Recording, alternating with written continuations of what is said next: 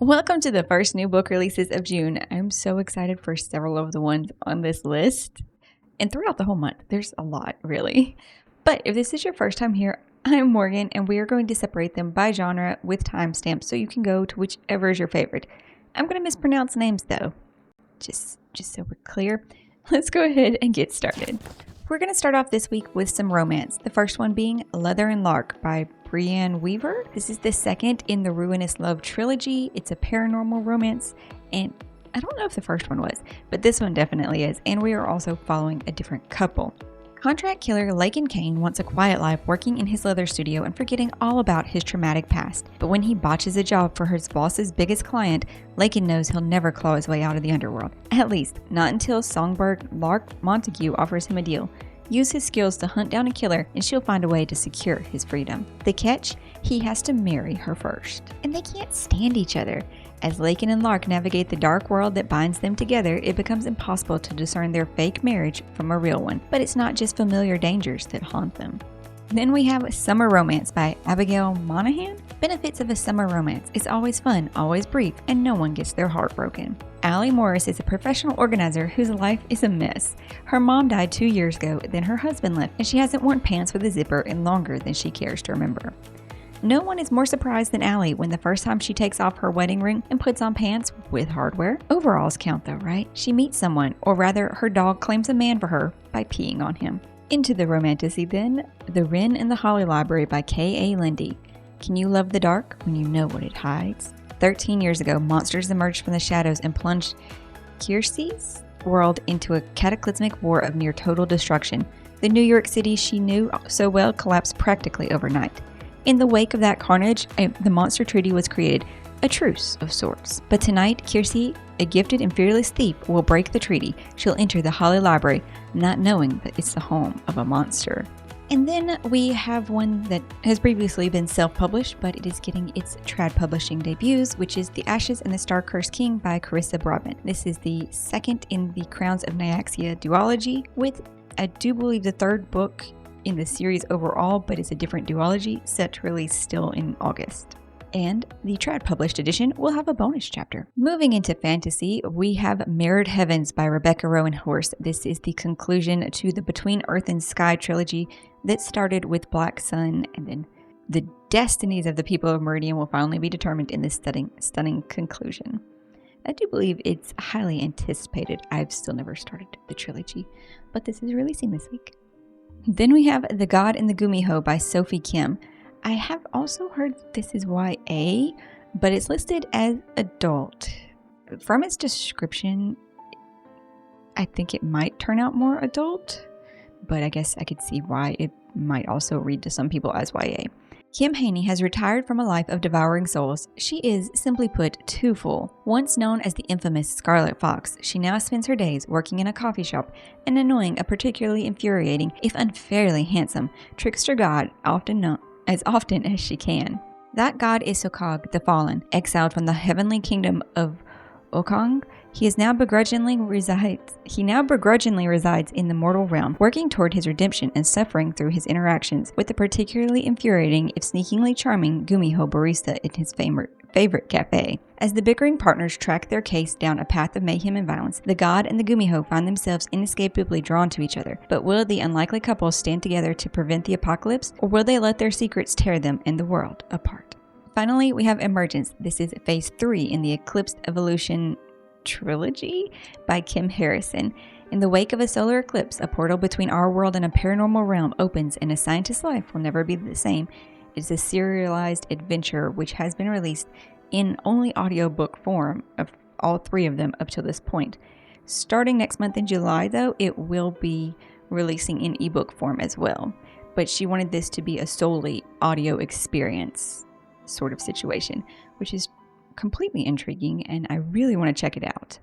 Our sci-fi this week is Service Model by Adrian Tchaikovsky, and I have gotten to start this, and oh my gosh, I'm enjoying it so much. It is so fun, and also just like, oh my gosh, could our world get like that? Yes, it could. To fix the world, they must first break it further. Humanity is a dying breed, utterly reliant on artificial labor and service. When a domesticated robot gets a nasty little idea downloaded into its core programming, they murder their owner. The robot discovers they can also do something else they never did before. They can run away.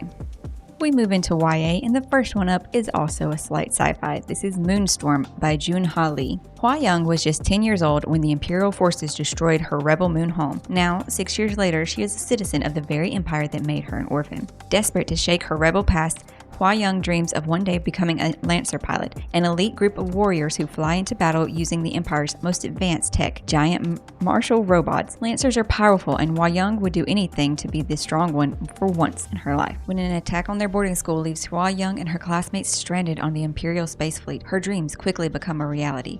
As it turns out, the fleet is in dire need of pilot candidates, and Hua Young, along with her brainy best friend Zhom, rival Bei, and class clown Sung Soo, are quick to volunteer. Then we have Past, Present, Future by Rachel Lynn Solomon.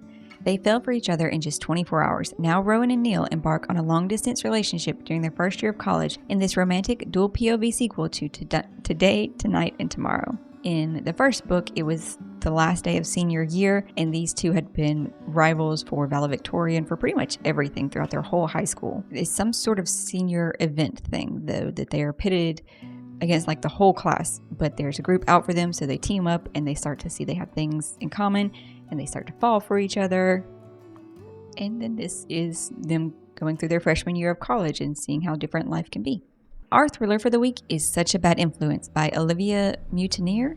Hazel Davis is drifting. She's stalled in her career, living in a city she hates, and less successful than her younger sister at Evelyn. Evie is now 18, with a multi-million-dollar career and unlimited opportunities, but Hazel is still protective of her little sister and skeptical of the way everyone seems to want a piece of her. Evie's followers, her YouTuber boyfriend and influencer frenemies, and their optimistic mother. Opportunistic mother. So when Evie disappears one day during an unsettling live stream that cuts out mid-sentence, Hazel is horrified to have her worst instincts proven right.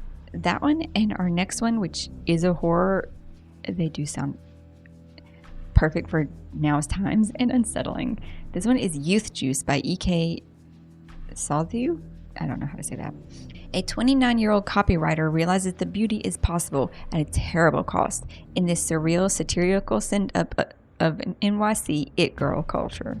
From Sophia Bannon's first day on the storytelling team at Herbie, a luxury skincare wellness company based in New York's trendy Soho neighborhood and named after the Greek goddess of youth, it's clear that something is deeply amiss.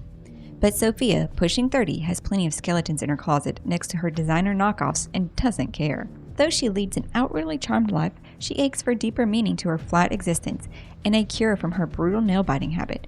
She finds it all and more at Herbie, and with Tree Whitestone, Herbie's charismatic founder and CEO. Soon, Sophia is addicted to her Herbie lifestyle, especially Youth Juice, the fatty, soothing moisturizer Tree has asked Sophia to test.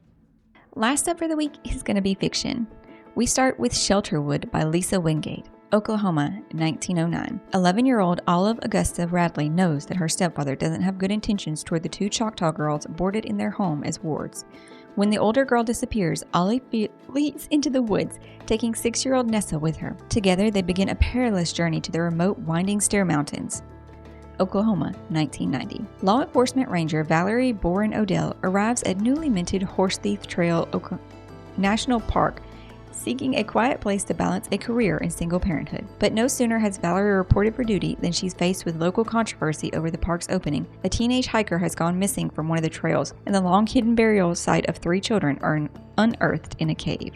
Finally, a historical fiction, The Future Was Color by Patrick Nathan. As a Hungarian immigrant working as a studio hack writing monster movies in the 1950s Hollywood, George Curtis must navigate the McCarthy-era studio system filled with possible communists and spies, the life of closeted men along Sunset Boulevard, and the inability of the era to cleave love from persecution and guilt. But when Madeline, a famous actress, offers George a writing residency at her estate in Malibu to work on the political writing he cares most deeply about, his world is blown open. What this lifestyle hides behind, aside from the monsters on screen, are the monsters dwelling closer to home. This bacchanalia covers a gnawing hole shelled wide by the horror of the war they thought they'd left behind and a glimpse of an atomic future.